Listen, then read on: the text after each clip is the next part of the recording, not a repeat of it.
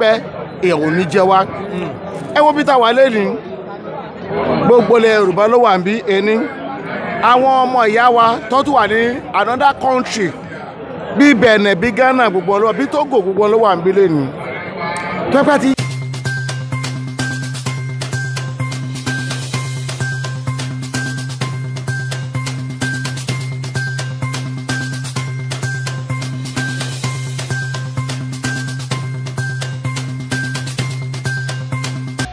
Àgbéyẹ̀wò ìròyìn lórí Yorùbá Broadcasting Network.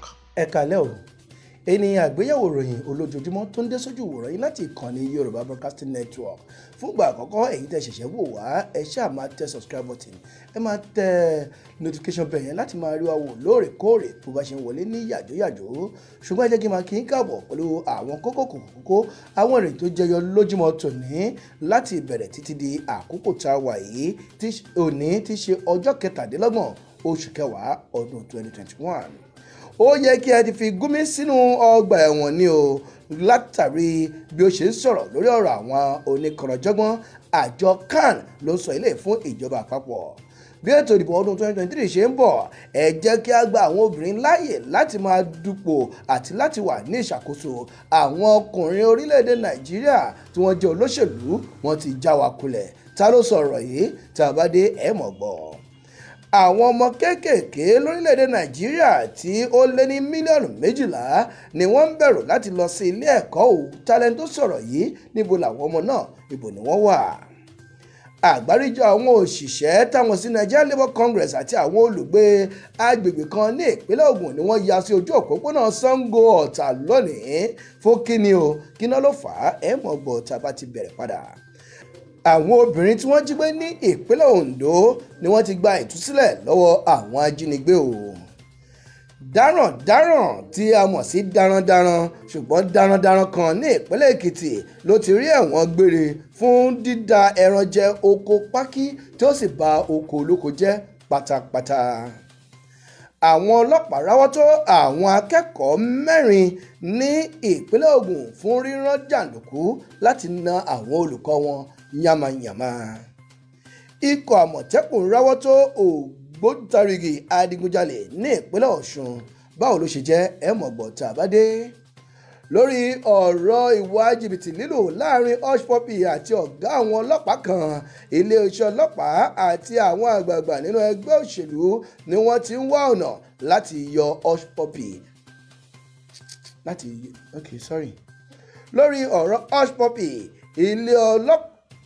lórí ọ̀rọ̀ Hush Puppy iléeṣẹ́ ọlọ́pàá ni wọ́n ti wà ní ìgbóná ìmooru láti ọwọ́ àwọn alákòóso Buhari Malami àti àwọn mìíràn láti yanjú ọ̀rọ̀ náà tó kojú sí Abba Kyari.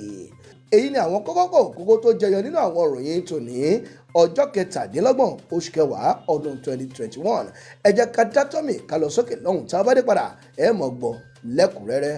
Olúmáyọ̀ Àbàdìgín lóníròyìn. Kúrò lójú agbo bàbá ó yẹ pàtẹ́wọ́ fúnra yín gbà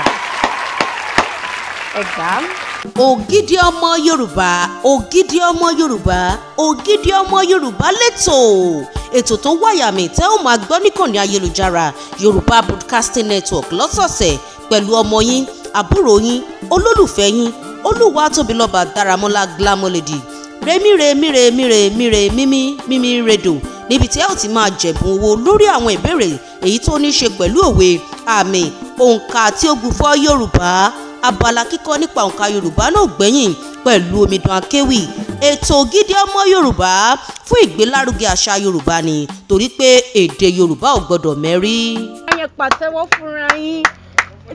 Ẹ káàbọ̀ padà fún ẹ̀yin tẹ̀ ń wà lórí ojú òpó Facebook ẹ fọkànbalẹ̀ ẹ̀yin ṣáà máa tẹ̀lé wa nìṣó lórí YouTube ṣùgbọ́n láìpẹ́ láì jìnnà ẹ mọ̀ wo gbogbo àwọn ìròyìn bó ṣe ń wáyé láti bẹ̀rẹ̀ títí dópin lórí ayélujára yìí ṣùgbọ́n fún ẹ̀yin tẹ̀ ṣe ń darapọ̀ mọ́ wa fún ìgbà àkọ́kọ́ ẹ máa tẹ subscribe button yẹn kí ẹ sì máa tẹ aago tó pè ní notification bell ẹ tẹ̀ tó ń bẹ lókè láti máa rí wa wò ní yàjóyàjó torí ìkànnì yìí ní ìkànnì àkọ́kọ́ rú ẹ̀ ní orí ayélujára tó mú àwọn ìròyìn àgbéyẹ̀wò olójoojúmọ́ àwọn àkànṣe ètò tó ní ṣe pẹ̀lú èdè Yorùbá àti àjàbalẹ̀ ìròyìn àti ajere ìròyìn wá sójú ìwòran yín bákan náà fún ẹ̀yin tẹ́ ṣẹ̀ṣẹ̀ ń darapọ̀ mọ́ wa ẹ lè tẹ nọ́mbà tí ń bẹ lójú òpó òun láti máa bá wa rìn lórí WhatsApp àti Telegram láti máa gba àwọn ètò wa bó ṣe ń wọlé ní yàjóyàjó.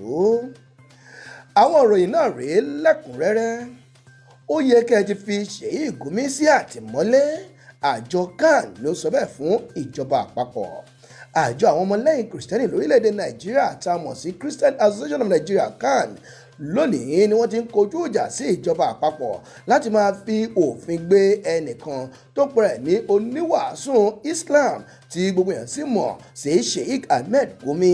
gẹ́gẹ́ bí àjọ CAN wọ́n ṣe ń sọ wọ́n ní ó yẹ kí ikọ̀ elétò ààbò lórílẹ̀‐èdè Nàìjíríà kí wọ́n ti bọ́ sí ojú òpó láti rí i pé wọ́n ṣe ìwádìí tó dánmọ́rán lórí ẹni tó ń jẹ́ Ahmed Gumi pàápàá jùlọ lórí àwọn ọ̀rọ̀ tó ń sọ láti máa ṣe àtìlẹ́yìn fún àwọn onísùmọ̀mí àti láti máa dúnàádúrà pẹ̀lú àwọn tó ń jí gbé àti àwọn tó jínigbé. gẹ́gẹ́ bí àjọ Christian Association of Nigeria CAN bọ́n ṣe fi léde wọ́n ní inú bí àwọn sí ọ̀rọ̀ tí ó ń jáde lẹ́nu Ahmed Gumi bó ṣe ń fèsì látàrí ìpè tí gbogbo àgbáyé ń pè àti àwọn gómìnà àti àwọn òṣìṣẹ́ ìjọba àti àwọn olóṣèlú tí wọ́n ní ẹ yé pé àwọn onísùmọ̀mí lórúkọ yìí mọ́ ṣùgbọ́n ẹ kà wọ́n mọ́ àwọn adéyẹmọ́ ni àwọn alákatakítí tí wọ́n ń ba ètò ìjọba jẹ́ nítorí wọn ò yàtọ̀ sí àwọn oní akatakítí Boko Haram. wọ́n ní ìwà wọn kò yàtọ̀ sí tẹni tó ń pani kò sì yàtọ̀ sí tẹni tó ń jínigbé bẹ́ẹ̀ gbogbo ìwà ọ̀daràn náà ló kún sí wọn lọ́wọ́. ṣùgbọ́n nígbà tí Gumi máa sọ̀rọ̀ Gumi ní ẹ wò ó tẹ́ bá fi lè pé àwọn onísùmọ̀mí ní adéyẹmọ́ ni àjẹpẹ́ ṣe lẹ̀ ń fọwọ́ fa nǹkan tí ò dáa ni o ṣe lẹ̀ ń fa àwọn ẹlẹ́sìn jihad láti ilẹ̀ òkèrè láti wọlé sórílẹ̀-èdè yìí láti wá dá ogun sílẹ̀ ní tààrà. bẹ́ẹ̀ ni Gumi ń sọ̀rọ̀ yìí láti máa fi ṣe àtìlẹ́yìn ẹ̀ tó fi ń hàn dájúdájú pé òun gangan àfi bí alátìlẹ́yìn àti bàbá àṣàlẹ̀ àwọn oníkanranjọ́gbọ́n tí olóyìnbó ń pè ní bandit lòun ló fi jẹ́ kí ẹni tó jẹ́ adarí ẹ̀ka tó ń rí sí ọ̀rọ̀ tó ń lọ àti ọ̀rọ̀ tó kan ará ìlú gbọ̀ngbọ̀ngbọ̀n nínú ẹgbẹ́ àwọn ọmọlẹ́yìn Kristi táwọn sí CAN ìyẹn bíṣọ́ọ̀pù àgbà Stephen Adégbìtẹ́ ṣe sọ wípé níṣe ló dàbí ẹni pé ìjọba lábẹ́ ìṣàkóso aláṣẹ Muhammadu Buhari ó ń fi ọwọ́ pa Gumi lórí ni o àfi bí ẹni pé òun gangan ló ní orílẹ̀-èdè yìí. ó ní àwọn ìjọ Ọlọ́run ò ní dákẹ́ tí wọ́n o torí lórí ọ̀rọ̀ yìí ó ti wá di pé kí àwọn máa ké sí Ọlọ́run ọba ní kíkankíkan ni o láti kojú ìjà sí Gumi àti àwọn onísùmọ̀mí tó ń pè ní bandit. wọn lọ ń béèrè ìbéèrè kan lọ́wọ́ ìṣèjọba pé ṣé Gumi ló ní orílẹ̀-èdè Nàìjíríà ni àbí kí ló dé tí ó fi jẹ́ pé Gumi wọ aṣọ èèwọ̀ kò ṣeé gbé fúnjọba pẹ̀lú bó ṣe ń dúnàádúrà pẹ̀lú àwọn alákatakítí tí ó sì ń sọ̀rọ̀ láti máa gbò wọ́n lẹ́yìn. ó ń lọ̀rọ̀ yẹn tó ń jáde lẹ́nu àjọ àwọn onígbàgbọ́ CAN pé ó yẹ kí ẹ ti fi Ṣèyí Gumi sí àtìmọ́lé ni o kó ti máa jẹ̀wà lọ́gbà ẹ̀wọ̀n. àjọ CAN ló sọ ilé fúnjọba àpapọ̀. lórí ètò ìdìbò ọdún 2023 ẹ gba àwọn obìnrin láàyè láti ṣèjọba o àwọn ọkùnrin olóṣèlú wọn ti já wa kulẹ̀ lórílẹ̀‐èdè Nàìjíríà. gómìnà Akérédolú ló sọ ọ̀rọ̀ yìí jáde o. gómìnà Olúwarótìmí Akérédolú Àkẹ́tì ìyẹn tó jẹ́ gómìnà ìpínlẹ̀ Ondo ló ti pè fún ìdásí ètò òṣèlú àwọn obìnrin lọ́pọ̀ yanturu. ó ní àkókò ti tó o láti jẹ́ kí àwọn obìnrin náà kí wọ́n gbé ìgbálẹ̀ àti gbogbo ohun tó bá ní pátá ni o kàn di gbádàgbọ́n wọn láti kópa nínú ètò òṣèlú àwara tó ń lọ lọ́wọ́. ó ní àsìkò ti tó fún àwọn obìnrin láti gba ìṣèjọba. ó ń ṣàlàyé pé àwọn ọkùnrin olóṣèlú ti já àwọn ọmọ orílẹ̀-èdè Nàìjíríà kulẹ̀ láìmọye ìgbà. ó sì ní ó ṣe dandan kí wọ́n gba àwọn obìnrin láàyè láti gba ìjọba. gẹ́gẹ́ bí Akérédolú ṣe sọ àwọn ọkùnrin tí ó ń darí orílẹ̀-èdè yìí kò ṣe dáadáa rárá o tí ó jẹ́ pé ara ò rókun ara ò rádìyẹ ni tí ó sì ń sọ wípé àwọn ọkùnrin tí ó wà ní ìṣàkóso wọ́n nílò àtìlẹ́yìn àwọn obìnrin tó gbópọn fún ètò láti darí àwọn ìdáhùn àti àwọn ohun tí ó ṣe pàjáwìrì lórílẹ̀‐èdè yìí. ṣé wọ́n ní lẹ́yìn ọkùnrin tó ń ṣe dáadáa àjẹ́ pé ó lọ́wọ́ obìnrin tó jẹ́ takuntakun kan lẹ́yìn ẹ̀ ni ó jẹ́ kí a fún àwọn obìnrin láàyè láti ṣe ìjọba. àwọn olóṣèlú ọkùnrin wọn ti já wa kulẹ̀ láìmọye ìgbà. Akérédolú gómìnà ìpínlẹ̀ Ondo ló ń sọ èyí di mímọ̀ níbi ìpàdé àwọn gómìnà ní ẹkùn gúúsù ìwọ̀ oòrùn ní ìlú Èkó ló ti wáyé. ẹ wò ó ọ̀rọ̀ yẹn ó jà rìnrìn lónìí gangan ni o. Àmọ̀tẹ́kùn ráwọ́ tó ògbóǹtarìgì adigunjalè ní ìpínlẹ̀ Ọ̀ṣun. Wọ́n ní ẹnìkan tí wọ́n mọ̀ gẹ́gẹ́ bí ògbóǹtarìgì adigunjalè tí wọ́n porúkọ rẹ̀ ní Ajíbọ́lá Lateef ní ọwọ́ ikọ̀ àwọn elétò ààbò Àmọ̀tẹ́kùn ti tẹ̀ ní ọjọ́ Ajé àná ní Àṣàmù lábẹ́ ìjọba ìbílẹ̀ Ọláolúwa ní ìpínlẹ̀ Ọ̀ṣun. Gẹ́gẹ́ bí ikọ̀ Àmọ̀tẹ́kùn ṣe sọ, wọ́n ní Lateef ni ó ti ń da àwọn olùgbé àti agbègbè Àṣàmù àti Tẹ̀lẹ̀mù láàmú lóòrèkóòrè. Wọ́n ní àwọn ìlú méjèèjì yìí lábẹ́ ìjọba ìbílẹ̀ Ọláolúwa ni wọ́n ti ń kojú oríṣiríṣi àkọlù lọ́wọ́ Lateef tí ó jẹ́ pé gbogbo ìgbà ló ń di oògùn àti àwọn ohun ìjà olóró mọ́ra láti máa ṣe àkọlù sílé àti dúkìá wọn tí ó sì ti mú ìpalára bá onílé àti àlejò. Ọwọ́ pálábá Lateef ló wá ségi o ní ilé àrà ní ìlú kan ní ìlú Àṣàmù. Níbẹ̀ ni ọwọ́ ẹ̀ ti rébọ́ níbi tó ti fẹ́ gun àkàgùn pẹ̀lú aṣọ aláàbò tó gbé wọ̀ láti lọ ṣiṣẹ́ ibi. Wọ́n sì ti fà lé àwọn ọlọ́pàá Ọláolúwa lọ́wọ́. Ṣé ọjọ́ gbogbo ń tolè ọjọ́ kan ní tolóhun? Ọwọ́ Àmọ̀tẹ́kùn ó ráwọ́ tó ògbóǹtarìgì adigunjalè tó mọ̀ sí Lateef ní ìpínlẹ̀ Ọ̀ṣun ní ìlú Òṣogbo gangan ló ti wáyé. Àwọn eléyìí náà kí ni ká pè wọ́n ní o? Wọ́n ní ọmọ kékeré ni àwọn o, ṣùgbọ́n wọ́n ti di ọ̀daràn tí wọ́n sì ti ń dáràn ní ilé ẹ̀kọ́ wọn ni o. Ṣé wọ́n ní kékeré láti pẹ̀ka ìrókò torí tó bá dàgbà tán ẹbọ ni yóò máa gbà lórí fa fún bí àwọn ọlọ́pàá ìpínlẹ̀ Ògùn bó ṣe ráwọn tó àwọn akẹ́kọ̀ọ́ 5 ní ìpínlẹ̀ yìí fún kíkó àwọn jàǹdùkú lọ sí ilé ẹ̀kọ́ wọn láti na àwọn olùkọ́ wọn báṣabàṣa.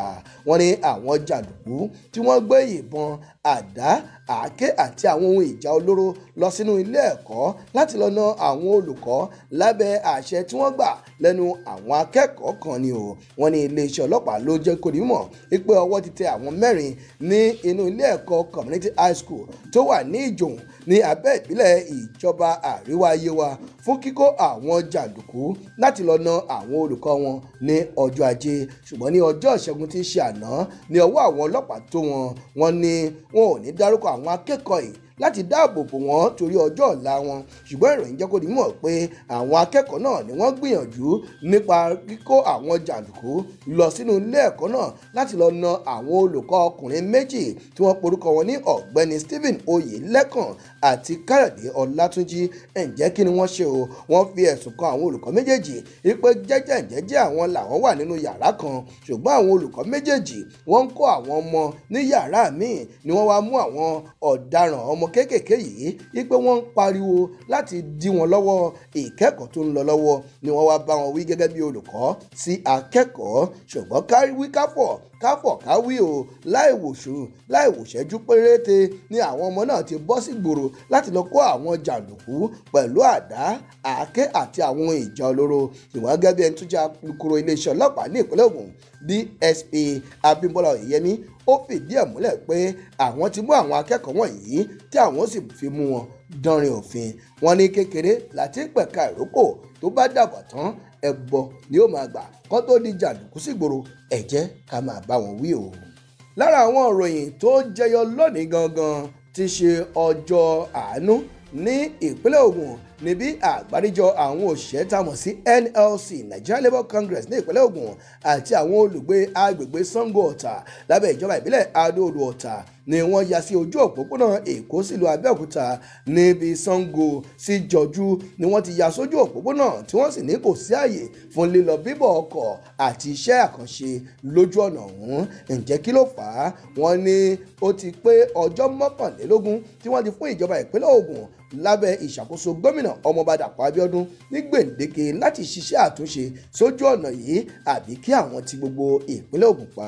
Gẹ́gẹ́ bí ìròyìn ṣe ń jẹ́ kó di mímọ̀, ẹni tó jẹ́ ajìjàgbara Emmanuel Bankole tí ó jẹ́ alága fún àjọ NLC ní ìpínlẹ̀ Ògùn ni ó lé iwájú fún àgbáríjọ àwọn òṣìṣẹ́ ni ó bọ́ sí ojú òpópónà pẹ̀lú onírúurú pátákó àti ìkọ̀wé lọ́wọ́ pẹ̀lú àwọn olùgbé agbègbè ọ̀hún láti bọ́ sí ojú òpópónà láti fi ẹ̀rúnú wọn hàn pé ìjọba ìpínlẹ̀ Ògùn ó kọtí ìgbọ̀nyìn sí àwọn ìbéèrè àti ìṣìpẹ̀ àwọn lórí ọ̀nà yìí.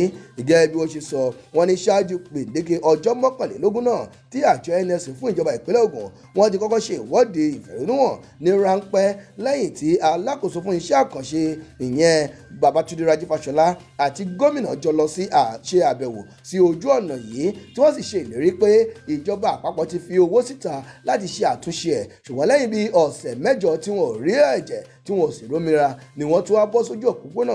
Níbẹ̀ ni wọ́n ti ń fún ìjọba ìpínlẹ̀ Ògùn ní gbèdéke ọjọ́ 21 láti bẹ̀rẹ̀ iṣẹ́ àkànṣe ọ̀hún. Ṣùgbọ́n ní ìjẹta ni a gbọ́ pé ìjọba ìpínlẹ̀ Ògùn bẹ̀rẹ̀ sí ní ṣe àwọn iṣẹ́ àtúnṣe oníránpẹ́ ní agbègbè ọ̀hún. Ṣùgbọ́n èní gangan tó pé ọjọ́ 21 tí wọ́n fi gbèdéke náà léde ni ikọ̀ àwọn òṣìṣẹ́ àgbáríjọ wọn pẹ̀lú adarí wọn Emmanuel Bankole pẹ̀lú gbogbo àwọn olùgbé náà ni wọ́n bọ́ síta láti fi ẹ̀rúnú wọn hàn. Ní báyìí àwọn olùgbé agbègbè Sango Ọ̀tà àti Adó-Odò Ọ̀tà ni wọ́n ti wá ń sọ fún gómìnà Dàpọ̀ Abíọ́dún pé wò ó má gbáradì fún sáà kejì o, èyí tó ṣe yìí náà olóko ṣe o, alùbàtà kan kì í dárin díẹ̀ ó tó ní nǹkan ò ní nǹkan. Wọ́n ní o ò lè ṣe méjì látàrí pé o ò yà sí agbègbè àwọn àti láti fún àwọn ní ohun tí àwọn ń béèrè ní àdúgbò náà. Ó ní ìròyìn yẹn o tó ń jẹ́ kó rí mọ̀ wípé àgbáríjọ àwọn òṣìṣẹ́ NLC àti àwọn olùgbé agbègbè Sango Ọ̀tà ni wọ́n ṣe ìwọ́de alágbára lónìí lójú òpópónà Èkó sí ìlú Abẹ́òkúta ní agbègbè Sango sí Jọ̀jú. Ìròyìn lẹ́yìn náà ló jẹ́ ohun tó dùn mọ́ni nínú nítorí pé ìkànnì Yorùbá Broadcasting Network ìgbédìde àti ìgbélárugẹ àṣà àti ìṣe Yorùbá pẹ̀lú èdè Yorùbá òun gangan ló jẹ wá lógún o. Ìròyìn tó jáde lónìí ló ń jẹ́ kó rí mọ̀ pé ayẹyẹ ọdún Olókun tọdún 2021 ó wáyé lẹ́nìí ní ìlú Badagry ní etí òkun tá a mọ̀ sí Sultan Beach. Ayẹyẹ yìí tó jẹ́ pé àgbékalẹ̀ àwọn kan tí a mọ̀ sí Oòduà People's Congress ìyẹn OPC lábẹ́ tó jẹ́ adarí lápapọ̀ fún wọn Ìbà Gani Adams tó sì tún jẹ́ òun náà ní Ààrẹ Ọ̀nà Kakanfò ilẹ̀ Yorùbá. Gẹ́gẹ́ bí ayẹyẹ náà ti ń wáyé àti ọ̀rọ̀ tó wáyé láti ẹnu ẹni tó jẹ́ akọ̀ròyìn ikọ̀ YBN ní ibi táyẹ náà ti ń wáyé ló ti ń jẹ́ kó nímọ̀ pé àwọn ọba aláyé ilẹ̀ Yorùbá lọ́lọ́kan òjọ̀kan ni wọ́n péjú síbẹ̀. Níbẹ̀ ló ti ń ṣàkàwé àwọn ọ̀rọ̀ àti ìfọ̀rọ̀wánilẹ́nuwò tó ṣe pẹ̀lú ẹni tó jẹ́ ọlọ́tọ̀ ti ìlú Ọ̀tọ̀ Àwórì àti ọba Lápà ti Ègùn Àwórì pẹ̀lú Oníkòyí ti Ìkòyí láti orílẹ̀-èdè olómìnira Benin. Bákan náà ni a rí ẹni tó jẹ́ adarí Àjàrà community ní ìlú Port Novo nílùú olómìnira Benin ìyẹn tí wọ́n ń pè ní mayor. Bákan náà ayẹyẹ yìí ni wọ́n ń ṣe láti máa bọ ọdún Olókun àti fún ìgbélárugẹ àṣà àti ìṣe ilẹ̀ Yorùbá. Nínú àwọn tó tún péjú síbẹ̀ láti rí ọ̀jọ̀gbọ́n kan Ayọ̀ Yusuf láti ilé ẹ̀kọ́ fásitì ìpínlẹ̀ Èkó ìyẹn LASU. Níbẹ̀ ló ti ń dá wọn ní àmọ̀ràn tó sì ń fi ọ̀rọ̀ àmọ̀ràn ránṣẹ́ sí gbogbo àwọn ládéládé nílẹ̀ Yorùbá. Ó ní ó di dandan fún yín o gẹ́gẹ́ bí orí adé àti èjì ìgbàlẹ̀kẹ̀ lọ́rùn ìpè ní gbogbo ìgbà tẹ́ bá wà níbi ayẹyẹ èdè Yorùbá ní kẹ́yàn láàyò. Ẹ má máa sọ èdè Gẹ̀ẹ́sì níbikíbi tẹ́ bá ti ń ṣe ìpàdé. Ẹja múni sí lédè Gẹ̀ẹ́sì. Ẹja múni sí. Tí kábíyèsí bá ń fi Yorùbá sọ̀rọ̀ yóò gbúfọ̀ wà níbẹ̀ tí ó máa sọ Gẹ̀ẹ́sì fáwọn tí ò bá gbọ́ Yorùbá. Iyì nìyẹn. Ó ní ọ̀rọ̀ àmọ̀ràn tó jáde lẹ́nu ọ̀jọ̀gbọ́n Ayọ̀ Yusuf fún gbogbo àwọn ládéládé àti àwọn ọ̀tọ̀kùlóòló tí wọ́n lè gbé èdè Yorùbá àti àṣà Yorùbá lárugẹ. Ìròyìn eléyìí náà ló mú wa rántí tá a bá tí ìgbàgbé lórí ọ̀rọ̀ Hush Puppy àti Abba Kyari. Ǹjẹ́ ti ẹ̀ rántí Abbas Rahmon tí gbogbo èèyàn mọ̀ sí Hush Puppy tí wọ́n fi ọwọ́ òfin gbé ní orílẹ̀-èdè Amẹ́ríkà pé ó lu jìbìtì lórí ayélujára. Ìròyìn tó wá ń jáde nídìí ẹ̀ ní pé iléeṣẹ́ ọlọ́pàá ti wà ní ìgbóná ìmóoru láti ọwọ́ àwọn alákòóso Buhari àti Malami àti àwọn mìíràn láti yanjú òṣìṣẹ́ tó dójútini ìyẹn Abba Kyari.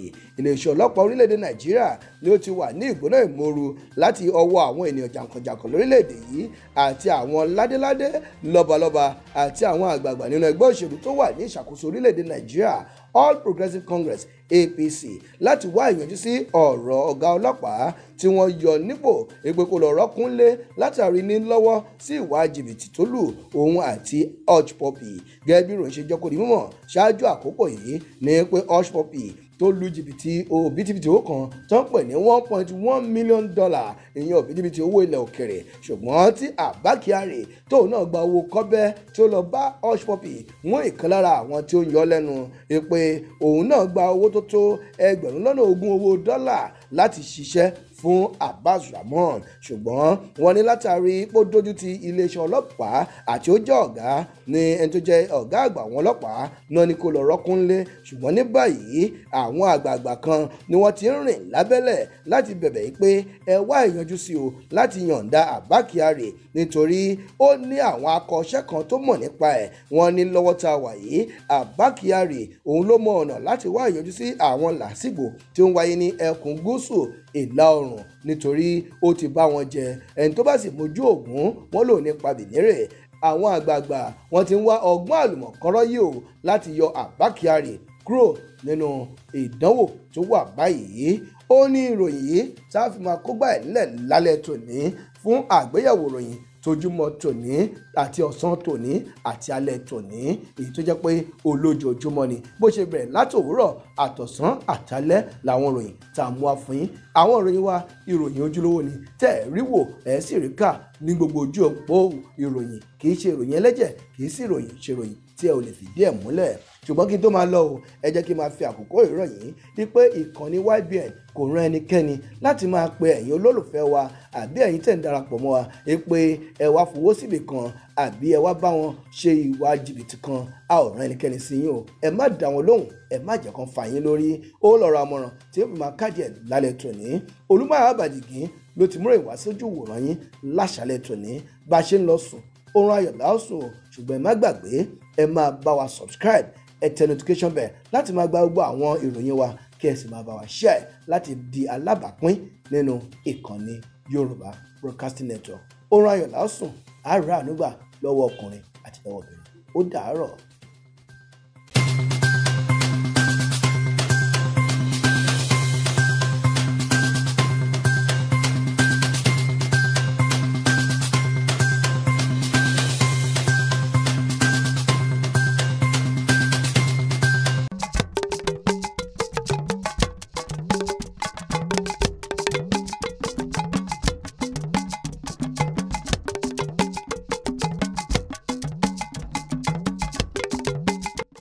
Yorùbá Broadcasting Network fún ìgbédìde àṣà Yorùbá.